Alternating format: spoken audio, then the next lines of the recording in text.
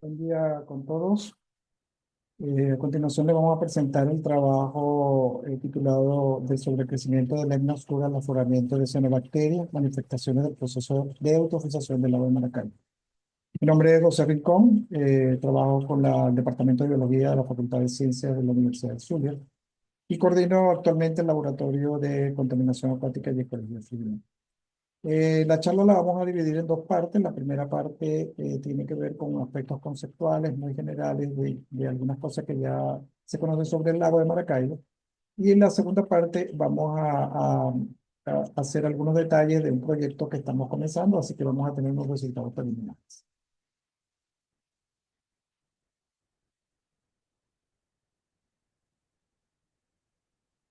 Algunas notas sobre el lago de Maracaibo. Podemos decir que es un lago costero muy grande, o el más grande de Sudamérica, y es el mayor del mundo con salida al mar. Tiene forma de saco y ocupa unos 13.000 kilómetros cuadrados. En ese saco de agua descargan alrededor de 135 ríos desde su cuenca y su volumen aproximado de 283 millones de metros cúbicos. La cuenca está rodeada al este, sur y oeste por cadenas de montañas, es decir, la cadena del estado Lara y Falcón, la cordillera andina en la parte sur y la cordillera de Perijá o la cordillera, sí, la sierra de Perijá en la zona occidental. El mes pasado fue un cuerpo de agua dulce y un levantamiento del nivel del mar durante el último periodo de glaciación, que es una comunicación con el mar, es la que tenemos acá en la parte superior, en la parte norte del saco del lago de Maracay. El lago ha recibido diferentes estudios a lo largo del tiempo y podemos reseñar quizás el trabajo de Gilberto Rodríguez del año 73, pero mucho antes habían reportes desde el año 40 con Jorgensen y posteriormente Gessner, Redfield y otros, publicaron aspectos físicos, químicos, limnológicos del lago de Maracay. En los últimos años hemos tenido los afloramientos masivos de la Lena en el año 2004 y en el año 2023 también nos sorprendió con un afloramiento de cianobacterias. A partir de ese año se creó la Comisión para la Recuperación del Lago de Maracaibo y se elaboró un plan maestro para la recuperación del mismo. Ese plan maestro, como vamos a ver más adelante, van a tener una serie de acciones que justamente el proyecto está diseñado para, el proyecto de investigación que vamos a presentar resultados preliminares, está diseñado para, de alguna manera, indicar si el lago se está, cuáles son los cambios que han sufrido en la salud del ecosistema. La aparición del verde no es una manifestación reciente, es decir, la aparición de los afloramientos masivos de algas no ha sido reciente y ya Henry Pittier en el año 23 decía que el agua del lago de Maracaibo era verdosa y que tenía una capa superficial recargada con una infinidad de algas. Jorgensen más o menos hablaba de lo mismo, del conjunto de esta vida microscópica que llamaba el agua del lago, contienen lo que es quizás la vegetación más abundante del mundo de algas unicelulares. Acá en la región se conoce como limo, verdín o nata de agua. Y Gessner más adelante nos decía que es una de las aguas más ricas en impacto del mundo. De tal manera que los afloramientos del lago de Maracaibo pues, tienen ya una data más o menos larga. A principios del siglo pasado ya se estaban comenzando a ver estos afloramientos. Quizás la frecuencia de los afloramientos se han hecho en los últimos 20 años. En el 2004 se presentó un afloramiento masivo de Lemna Oscura que cubría gran parte de la superficie del agua. Se pudo establecer a través de medidas con imágenes satelitales que aproximadamente un 5% de la superficie del lago fue cubierta con Lemna Oscura. Posteriormente, en el año 23, hace de un par de años o casi 2 años, eh, también tuvimos un sobrecrecimiento masivo de una cianobacteria, Microcystis sp, y pues está siendo más peligrosa puesto que esta cianobacteria produce unas toxinas que son las microcistinas, que pueden ser tóxicas tanto para animales como para el ser humano. Entonces, de esta manera, tenemos una interrogante de qué ha pasado, dado que la frecuencia de la aparición de estas floraciones ha sido incrementando durante el tiempo. Acá tenemos una imagen satelital reciente de enero de este año, con el satélite Sentinel-2, y es una imagen de falso color donde nos ilustra eh, el afloramiento de cianobacterias que se ve acá con una tonalidad rosada. Y bueno, cercano de la costa, esto es en la parte de la costa oriental sur, tenemos entonces estas grandes granjas camaroneras que están creciendo a lo largo de la costa de tanto oriental como occidental del lago de Maracay. Esta fotografía, como les dije, del año 2025. Y en el año 2023, con el afloramiento de algas, de cianobacterias específicamente, pues atrás tienen la ciudad de Maracayo, adelante tienen la nata o el verdín, que es la característica de los afloramientos de cianobacterias en el estrecho de Maracay. Entonces, bueno, nos preguntamos, obviamente el lago debe estar sufriendo, está sufriendo un proceso de eutrofización acelerado. Y las principales fuentes de nutrientes que hemos podido identificar y que se han identificado a lo largo del tiempo han sido, en primer lugar, pues las aguas residuales sin tratamiento que vienen de las ciudades más grandes como Maracaibo, Cabima o Ciudad Ojeda. Y también vienen a través de aguas residuales de cultivos de acuícolas que han sido, como les mencioné anteriormente, han crecido exponencialmente en los últimos 20 años. A través del río Catatumbo, que es un río transfronterizo, pues el río aporta un 60% aproximadamente del agua al lago de Maracaibo, de todos los ríos, y pues a través de este río también hay un ingreso importante de fósforo y nitrógeno a las aguas, al espejo de agua del lago Maracaibo. Tenemos también escurrimiento difuso de las zonas rurales, toda la zona andina, a través de los ríos y a través del escurrimiento difuso después de la correntía de agua de lluvia. Y de zonas urbanas impermeables, que también pues vamos a tener un incremento o una ingreso, mejor dicho, de nutrientes como fósforo y nitrógeno en el agua de mar. En esta gráfica representamos, bueno, lo que son todos los ríos, o la mayoría de los ríos que están alrededor del lago, en la cuenca. El río más importante, como les mencioné, es el río Catatumbo. Y lo que se ve en la derecha es am, el ingreso o la carga del río Catatumbo. Esto ya para el año 90, para los años 90, se hablaba de unos 1.448 kilogramos por kilómetro cuadrado por año. Ese sería más o menos la exportación de fósforo solamente del Catatumbo. Todos los demás ríos también tienen una exportación importante. Por ejemplo, el río Negro nos habla de alrededor de unos 1.019 kilogramos por kilómetro cuadrado por año. De tal manera que entonces hay ingreso de, eh, de fósforo, ¿verdad? A través de todos los ríos y particularmente del río Catatumbo, que es uno de sus principales afluentes que surten de agua al mar. Eh,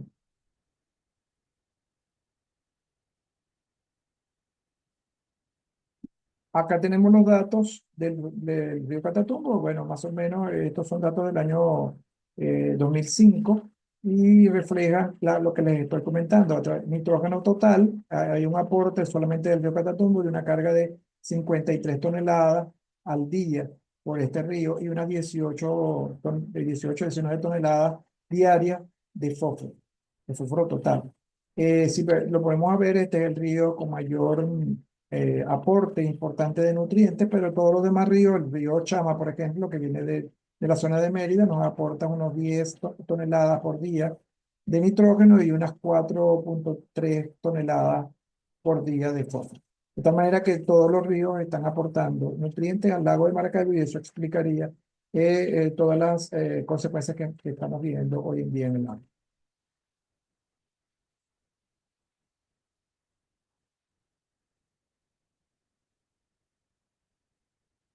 Desde ese punto de vista, entonces, vemos qué es lo que está pasando entre la aparición de la lemna y la aparición de los afloramientos de cianobacterias. Bueno, una cosa importante que hay que mencionar es el incremento de las áreas acuícolas en la región de las costas del lago de Maracay. Es decir, ha habido hasta el año 2020, esta cuantificación que tenemos acá nos muestra que, por ejemplo, hay un gran incremento de granjas acuícolas para la camaronicultura, ¿verdad? Ha incrementado exponencialmente desde el año 75 hasta la actualidad.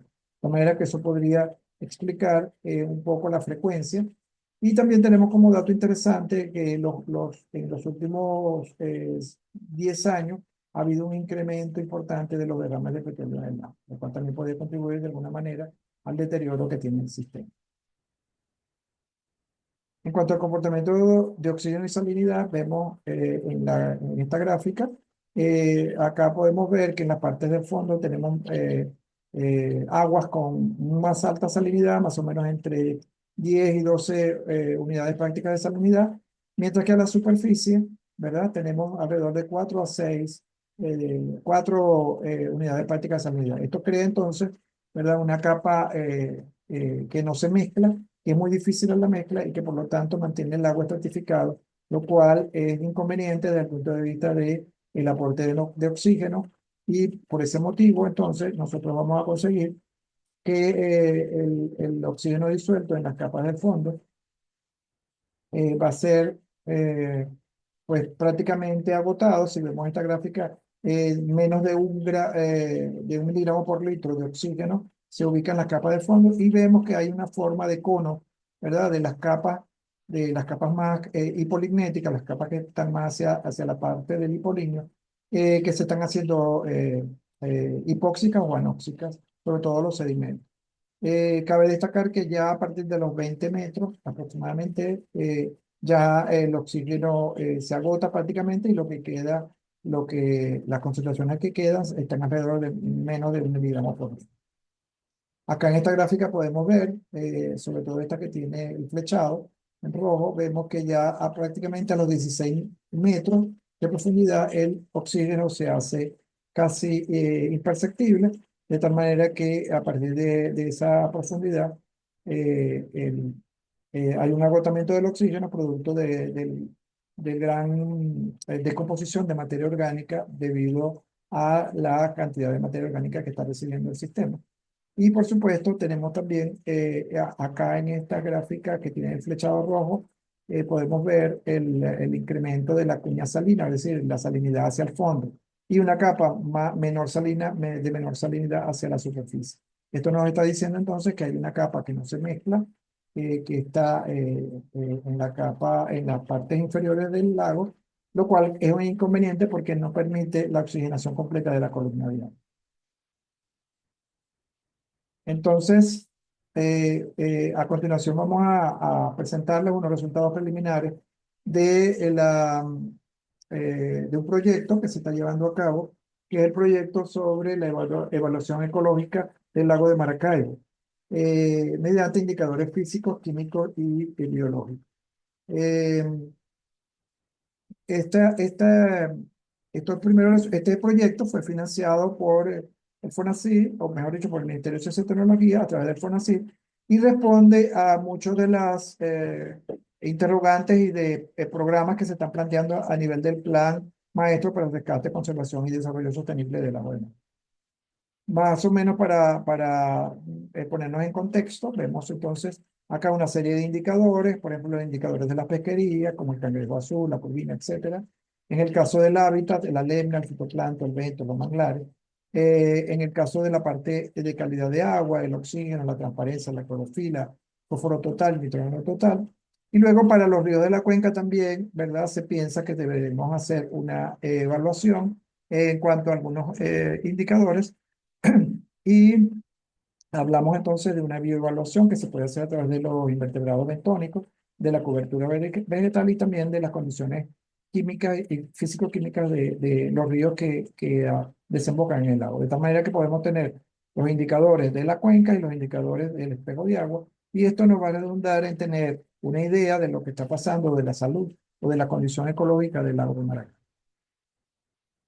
En esta gráfica lo que podemos apreciar es nuevamente la línea roja en 3 estaciones de muestreo, la D74, la CN1 y una estación central, la C11, siempre conseguimos entonces un incremento de sal hacia las zonas más bajas de la columna de agua. De tal manera que entonces estamos viendo que el lago prácticamente no se mezcla, producto de una estratificación más química que térmica.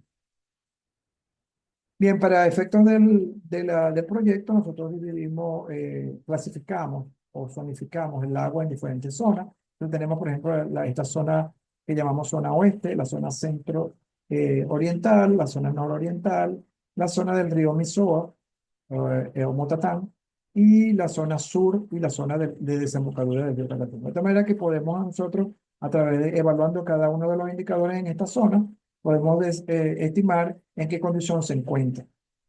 Aquí tienen los indicadores, algunos indicadores que estamos usando: el fósforo total, nitrógeno total, oxígeno disuelto, la compunidad bentónica, la transparencia del agua medida con el disco de Secchi, y unos estimados de clorofila A y de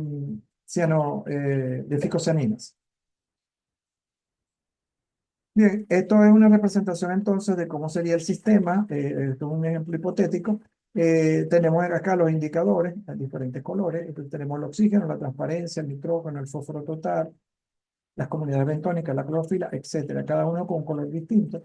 Y dependiendo el resultado del índice de estos indicadores, que vamos a traducir en un índice multimétrico, nosotros podemos entonces cada una de las zonas que anteriormente les mencioné, podemos clasificarla en si está muy pobre en términos de condición ecológica, o está muy buena. Si tuviera color verde, estaría muy buena. Es decir, que estaríamos hablando de una escala del 0 al 100. Y entonces, bueno, de esta manera podemos nosotros atacar problemas muy puntuales en cada una de estas regiones que hemos clasificado. En cuanto a la transparencia del agua medida con disco de Secchi, vemos acá las mediciones las primeras mediciones que hemos hecho en varias estaciones. Vemos esta estación C11 y PC1, que son las estaciones que presentaron menos transparencia del agua medida con disco de Secchi, menos de 1 metro, casi medio metro, es lo que es la transparencia del agua en esos dos puntos. Y esto nos está dando entonces un índice trófico, un índice de estado trófico, que nos permite decir que estas estaciones obviamente están bastante eutróficas, ¿no? De acuerdo a este índice, nosotros podemos establecer que entre 50 y 70 el valor del índice serían aguas eutróficas, por encima de 70 serían aguas hipereutróficas. Acá tenemos valores en las mismas estaciones de fósforo y de nitrógeno. Vemos que los parámetros eh, determinados o que aparecen en el libro de Wexel del año 24 nos dice que 16 microgramos por litro sería ya por encima de eso. Estaríamos en peligro de tener un grado de eutrofización del cuerpo de agua.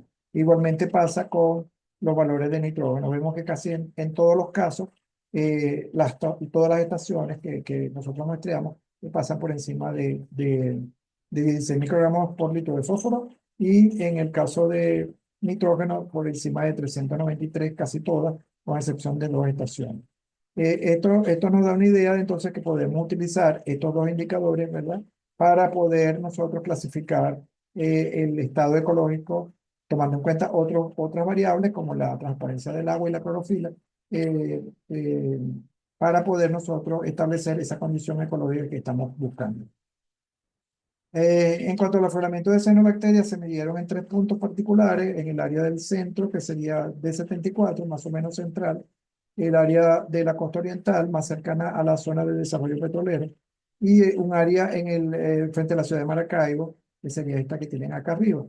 Entonces vemos que en estos afloramientos lo que hicimos fue muestramos la superficie del agua y tomamos las muestras de esa capa que se estaba produciendo como un afloramiento masivo de algas, y vemos que la mayoría de las algas eran el género Microcystis, que estaba componiendo el caso de la cianobacteria.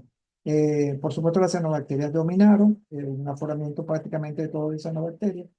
Eso es importante porque, bueno, es de cuidado, porque todavía no conocemos si esta cianobacteria microcystis posee los elementos tóxicos que podrían poner en peligro tanto la biota acuática como el ser humano. Por otro lado, tenemos también los contes de profitas y basilariofitas, que son muy bajos. Fíjense las escalas, este está por 10 a la 7 y 10 a la 6, mientras que este está 10 a la 3 o 10 a las 4. Eh, en este caso dominaron las clorofitas, pero ya obviamente, como lo había comentado, el dominio total era de cianobacterias. Bien, este deterioro acelerado puede y está afectando negativamente a los recursos pesqueros y acuícolas, lo cual son un importante ingreso para la región y para el país. De tal manera que es importante tomar medidas de control y recuperación de esta cuenca y de este cuerpo de agua para poder asegurarnos, ¿verdad?, que estas actividades se mantengan en el tiempo. Ya para finalizar, entonces tenemos que el sistema de Maracaibo constituye el humedal estorino más grande de Venezuela, que a su vez sostiene una gran diversidad de ecosistemas que mantienen una elevada biodiversidad. El sistema está conformado por el lago propiamente dicho y una cuenca hidrográfica con más de 100 ríos que descargan sus aguas al lago y además tiene conexión directa con el Mar Caribe a través del Golfo de Venezuela. El lago de Maracaibo presenta un avanzado estado de eutrofización con manifestaciones importantes como afloramientos masivos de cianobacterias ocurridos entre el 23 y el 25 y con plantas acuáticas como la lemna ocurridas en el año 2004. También ocurre una disminución importante del oxígeno disuelto con sedimentos anóxicos y afectaciones en las pesquerías locales. El desarrollo de un sistema de evaluación, como el que mostramos en este trabajo, a través de indicadores físicos, químicos y biológicos de la condición de la salud del ecosistema, constituye una herramienta importante para los organismos gubernamentales involucrados en la aplicación de este plan maestro. Entonces, bueno, por su atención, muchas gracias. Quisiera agradecer al equipo de investigación, la magíster Leida Mejía y al magíster Alfredo Briceño, al general de división Edgar Jiménez, que es el presidente del ICLAN, que gentilmente nos permitió el transporte hacia las zonas de muestreo, la magíster Ivy González, que es gerente de investigación también del ICLAN, al licenciado Fidel Escola y su equipo de monitoreo, que nos acompañó en los monitoreos a las diferentes estaciones. Y por supuesto el Ministerio del Poder Popular para Ciencia, Tecnología y FONACYT, que quienes financiaron el proyecto de investigación. Muchas gracias por su atención.